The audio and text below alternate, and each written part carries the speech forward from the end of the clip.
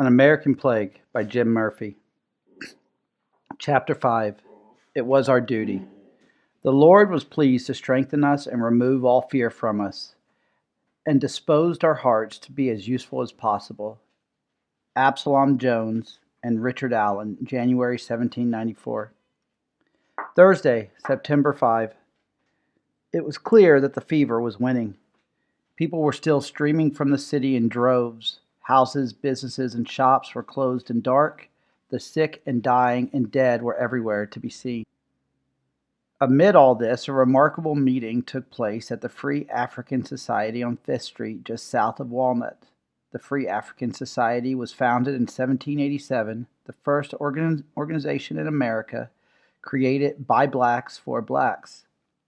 Its purpose was to help members who were destitute and to provide care for widows and fatherless children. On that Thursday, the elders of the society assembled to consider something extraordinary. Would they use their association members and their skills to help their struggling white neighbors? A few days before, a letter had arrived from Benjamin Rush urging the society to help nurse the sick and attend to the dead. One reason they should come forward, Rush contended, was that God had seen fit to grant blacks a special resistance to the dreaded disease. In reality, this wasn't true. A small number of blacks who had grown up in either Africa or the West Indies had had the disease as children and survived. Through this encounter with the fever, their blood automatically produced antibodies that either fought off the yellow fever virus entirely or reduced its impact on the individual significantly. Most blacks in Philadelphia did not have this natural immunity and would suffer the ravages of the fever along with whites. But early in September, the vast majority of sufferers Rush saw and heard about were white. Rush truly believed what he told the elders. Most of those gathered at the meeting had been slaves at one time and knew how oppressive some of the whites around them could be. And while Philadelphia had approximately 3,000 free blacks, there were still over 200 blacks being kept as slaves. They were also well aware that the opportunities routinely granted to white citizens to rise in business and politics were still being denied them. In 1793, over 50% of Philadelphia's blacks were live-in domestic workers doing the cooking, cleaning, laundering, and child caring for better-off whites. Every one of them had suffered in one way or another at the hands of whites, some of them in appalling ways. Two of the elders, Absalom Jones and Richard Allen, had once been worshipers at St. George Methodist Church, a congregation composed of both whites and blacks. The blacks had actually helped erect the church building, and Allen was a preacher popular among all members.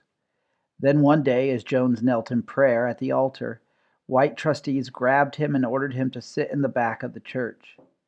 Jones was a large man and strong enough to shake off his attackers, but he did not respond to his mishandling with force of his own. In a calm voice, he told the trustees, "Wait until the prayer is over, and I will trouble you no more." Black parishioners then walked out of St. George's, and Jones and Allen each established a separate church of his own. As recently as that very summer, they had been shown their position in Philadelphia society that was now pleading for their help. Several black leaders had attempted to raise $3,000 in order to build a new church, only to discover that few whites were willing to contribute. But when the refugees from Santo Domingo began arriving, those same people were eager to hand over more than $15,000 in donations for the new arrivals' relief.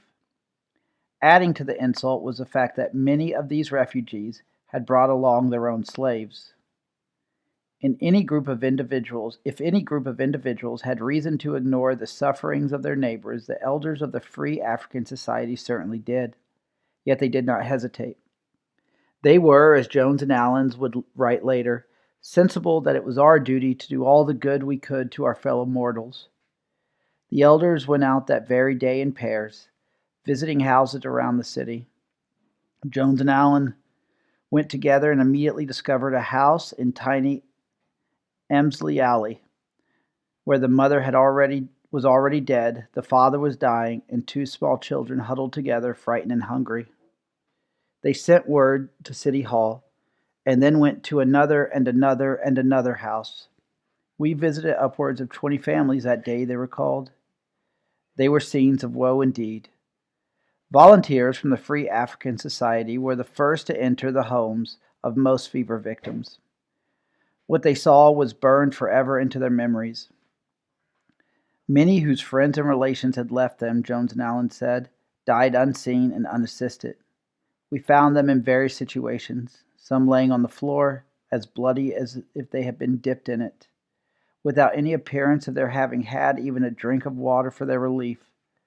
Others laying on a bed with their clothes on as if they had come in fatigued and laid down to rest. Some appeared as if they had fallen down dead on the floor. The next day, Jones and Allens went to Mayor Clarkson to ask how their group could be of help. To say that Clarkson was grateful for their aid is an understatement. Everyone else the mayor had counted on to help battle the spreading fever, leaders in the business community, church groups, elected representatives, and civil servants had fled in terror. The Free African Society was the one and only group to step forward and offer its services. After this, whenever anyone requested help, the society sent a volunteer as quickly as possible. No set fee was charged for their services, which might include nursing the individual, cleaning up the sick room, washing clothes and linens, going out to buy food and medicine, and caring for other family members. If an individual could afford to pay $1 or $2 for a full day's care, the money was accepted. But since the people they helped were usually poor, the black nurses often stayed and helped a person for no money at all. Within a few days, a problem developed. Demand for in-house care far exceeded the number of nurses available.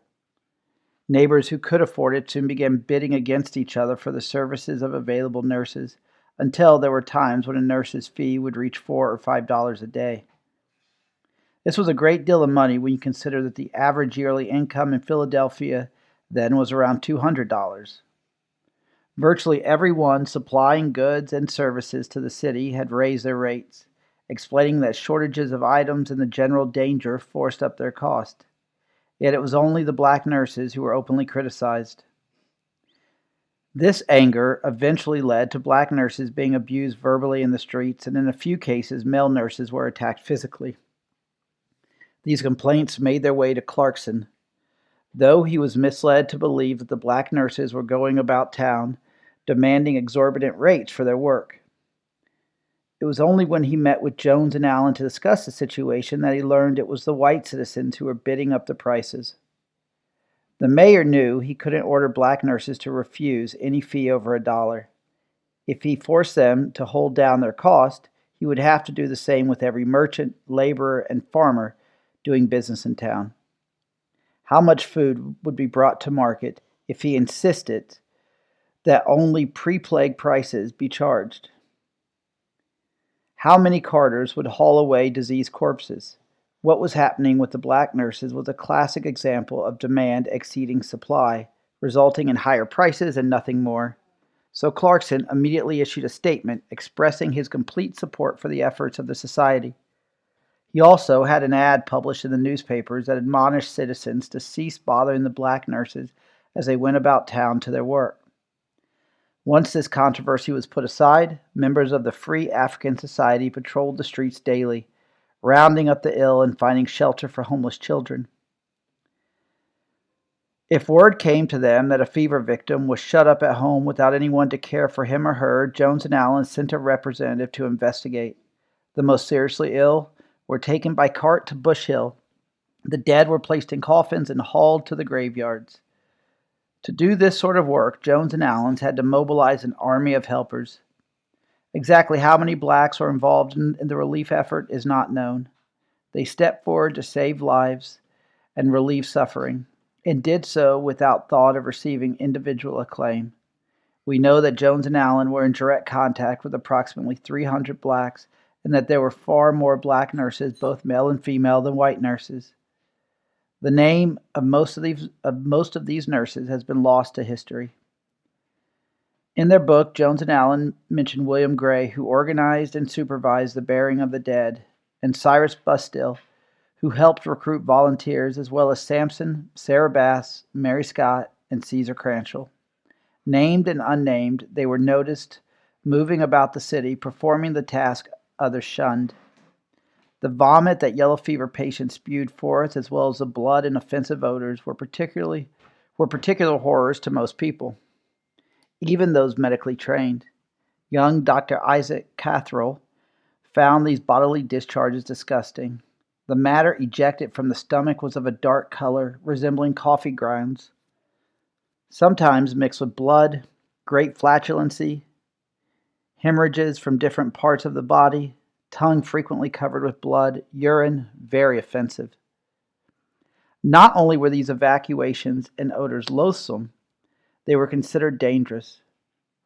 Dr. Catherall knew a nurse who I am almost certain received the infection from a patient for the matter thrown up by vomiting emitted a peculiarly fetid smell, which affected her soon after she had carried it out of the room.